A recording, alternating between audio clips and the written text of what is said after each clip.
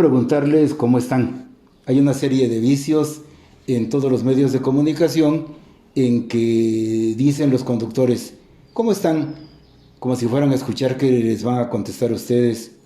O en algunas ocasiones dicen, si ustedes nos lo permiten, vamos a unos comerciales. Y si les dicen que no, ¿ustedes creen que no irían a comerciales?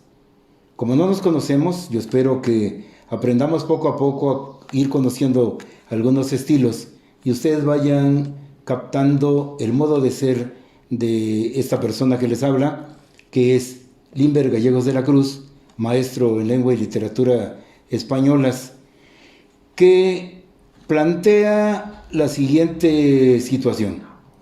Pretendo que en los programas que vayamos haciendo podamos hablar de varias cosas, entre ellas una parte festiva que pudiera estar compuesta de alguna anécdota, un chiste, etcétera. Poner algunas curiosidades lingüísticas, hablar de algunos usos incorrectos de la lengua, aunque ahora voy a hacer alguna aclaración acerca de eso también. El origen de algunas frases, la etimología de algunas palabras, comentar algunos fenómenos evolutivos, etcétera, de manera que vayamos conociendo nuestra lengua y vayamos encontrando aspectos muy interesantes en el manejo de sus elementos. Cuando decía que iba a hablar algo acerca de los usos incorrectos, quiero comentar varias cosas. Pedro Salinas, un teórico de la lengua, decía que no hay actividad más democrática que la lengua. En pocas palabras, él quería decir que la gente habla como se le pega la gana y que no habrá ninguna norma que los obligue a hablar correctamente. Y qué curioso, hace unos días, no estoy exagerando, no hace unos días, fue apenas el día 30 de abril, que la Suprema Corte de Justicia hizo una precisión acerca de un artículo de la Ley Federal de Telecomunicaciones y menciona que el magistrado, ese es un magistrado, el magistrado Saldívar, menciona que pedir el uso correcto de la lengua a los medios es censura y que viola los derechos de la libertad de expresión. Esto quiere decir, en pocas palabras, que a ninguna empresa televisora, de radio, nadie podría decirle que corrija ciertos usos viciosos de la lengua, porque esto sería considerado como una censura. Y esto, decía, apenas el día 30 se dio a conocer, porque hace referencia al artículo 223, fracción novena, en que prácticamente se establecía que si se cometía algún error, podía estarse incurriendo en una falta legal, y ahora es al contrario. Ahora, si alguien presiona a una estación para que le diga a su conductor que no se usa así el verbo, que eso no se pronuncia así, etcétera, ahora esto es lo que sería considerado prácticamente como una infracción.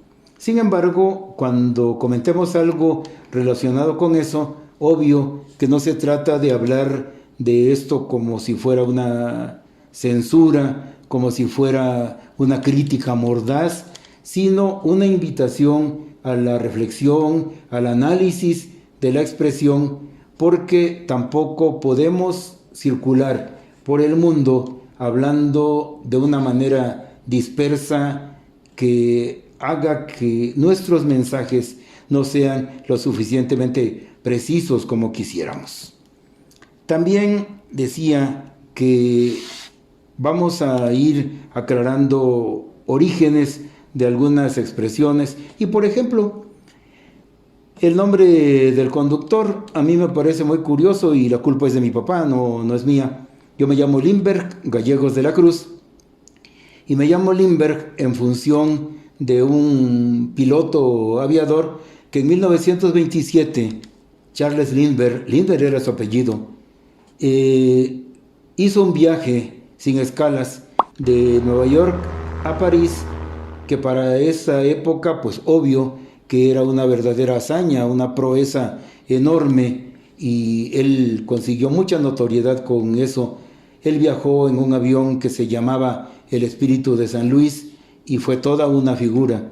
Mi padre, cuando vio esto, dijo que cuando tuviera un hijo iba a ponerle ese nombre, y pues creo que queda en evidencia que a quien le tocó la lotería fue a su servidor, y mi padre me puso ese apellido como nombre, con alguna transformación por allí, casi para hacerla de acuerdo con la norma española. Y algo curioso que ocurrió es que en un proceso hospitalario que viví hace exactamente un año, los médicos preguntaban por el señor del nombre raro, del nombre curioso, y vivían preguntándome que por qué me llamaba así.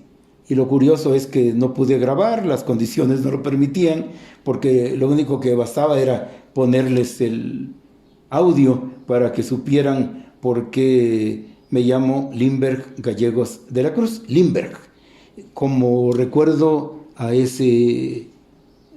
de ese piloto que hizo esa proeza en aquella época.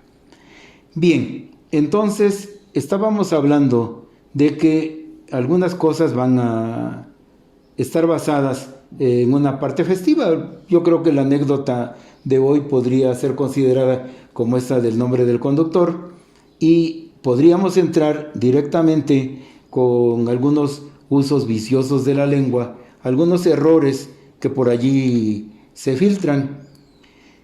A propósito de la situación que estamos viviendo y que nos tiene confinados en nuestras casas, en una conferencia que todas las noches la Secretaría de Salud ofrece al pueblo de México a las 7 de la noche, una funcionaria la semana pasada, por ahí del miércoles de la semana pasada, hablaba de deudos, y es obvio que mucha gente no conoce con precisión el significado de la palabra deudo. Empecemos por algo. La base documental de todo esto que vamos a ir mencionando va a aparecer en alguna parte de la pantalla registrada para que ustedes sepan a dónde podrían ir a consultar esa fuente u otras, claro está, con una pequeña aclaración.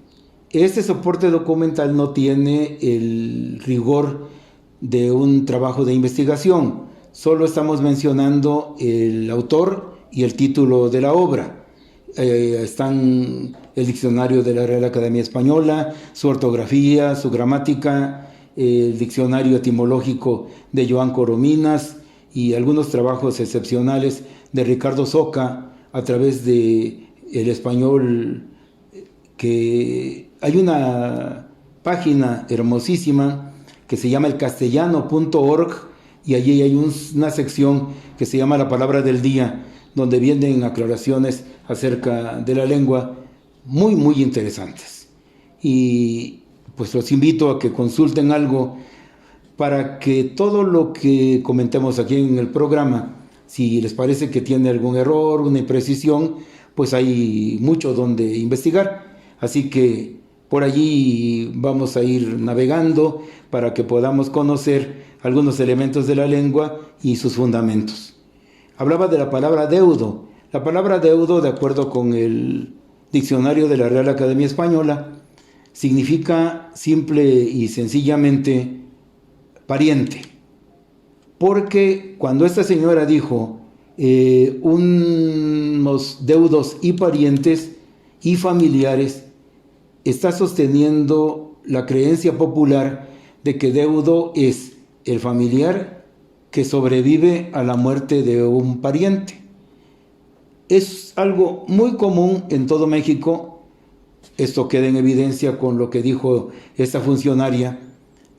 También López Dóriga en alguna ocasión, cuando hubo un accidente en Pasta de Conchos y unos mineros quedaron sepultados, López Dóriga dijo que los familiares estaban esperando noticias y que las autoridades escondieron la información y que se la dieron a los familiares cuando ya eran deudos. Con esto queda claro que también él creía o cree que deudo significa el pariente superstite, palabra, diría uno de los colaboradores del programa, Rome, diría palabra apantalladora. Así que el pariente superstite es cualquier pariente, de manera que deudo es vivo o muerto cualquier pariente. En este momento yo tengo frente a mí a dos de mis deudos. Tengo a Rome, que está auxiliando, a Leo, que está auxiliando también, y son mis deudos. Y por suerte, para mí digo, no me he muerto todavía. Son mis deudos, yo soy deudo de ellos son deudos de mí. Pero, repito, la duda es la madre del conocimiento, así que no me crean, investiguen y ya verán qué sorpresas se pueden ustedes llevar. Alrededor de este tipo de fenómenos también viene a mi memoria la palabra acaecer. La palabra acaecer significa ocurrir, pero no sé si por alguna similitud de apariencia hay gente que cree que acaecer significa fallecer, y existen notas periodísticas, existen algunas notas luctuosas en que participan el acaecimiento de una persona, por querer decir fallecimiento. Lo que acaece es el fallecimiento, lo que acaeció fue la muerte.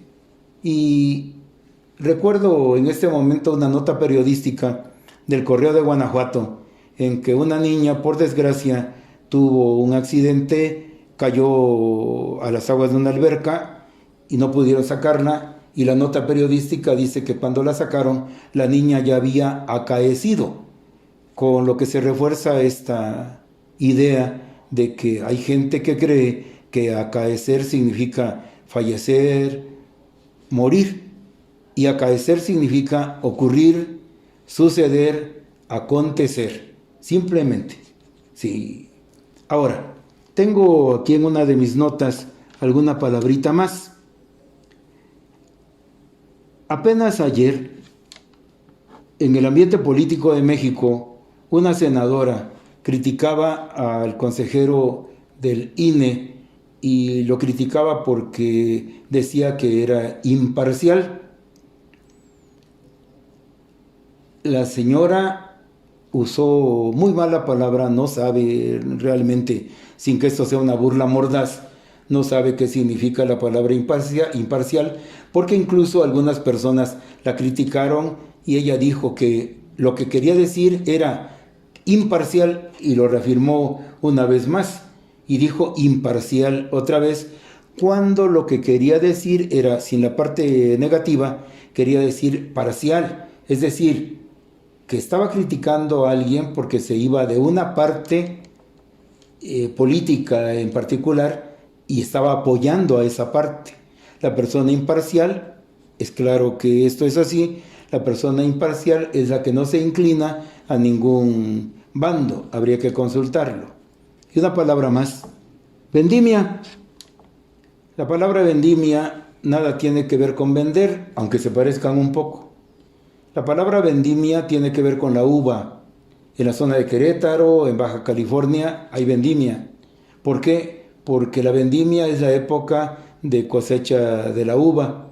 Y en Querétaro, que producen vinos, en Baja California, que producen vinos, hacen hasta la fiesta de la vendimia, con un uso perfecto de la palabra, porque es la época en que la gente va, cosecha la uva y hacen toda una fiesta enorme alrededor de la cultura del vino. Sin embargo, en muchos lugares de la Ciudad de México, en esta zona de Chiapas, hay gente que piensa que vendimia tiene que ver con vender y dicen que los comerciantes colocaron sus vendimias en el parque, colocaron sus vendimias en una calle. Se dejaron llevar simplemente por el parecido formal y por ese contagio que ya Pedro Salinas decía de la actividad democrática que significa la lengua, que es la actividad muy democrática para nuestro pueblo y obvio que termina hablando como realmente se le pega la gana. Queremos invitarlos a que nos envíen sus comentarios, sus dudas.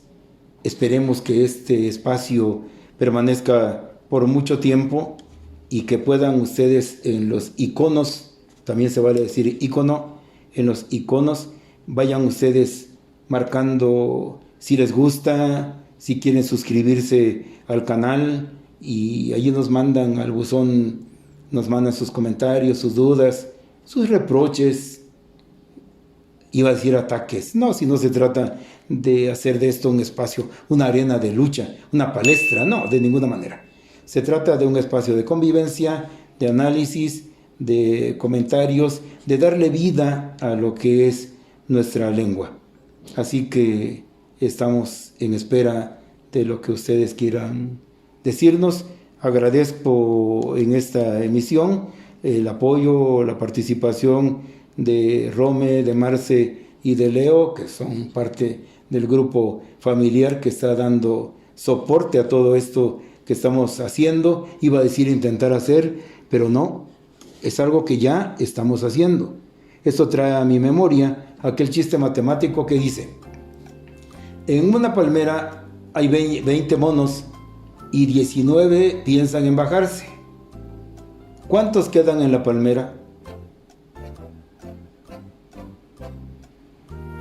Hay gente que no sabe contestar esa pregunta. Y la verdad es que los que quedan son los iniciales, los mismos 20, porque se dice, piensan en bajarse, no es que se hayan bajado. Y nosotros no estamos haciendo un intento en este caso. Ya estamos dando pasos para darle vida a este programa, a este espacio. En términos generales, y aquí tengo una especie de guión, algunas notas sueltas que fui anotando por acá, creo que es lo que podríamos abarcar el día de hoy, y veremos para la próxima, con base en lo que ustedes nos digan y lo que nosotros podamos ir enlistando, qué tema podríamos tratar. Les agradezco muchísimo su atención, espero que estén bien, que la cuarentena les sea leve. Cuídense, nos veremos otro día.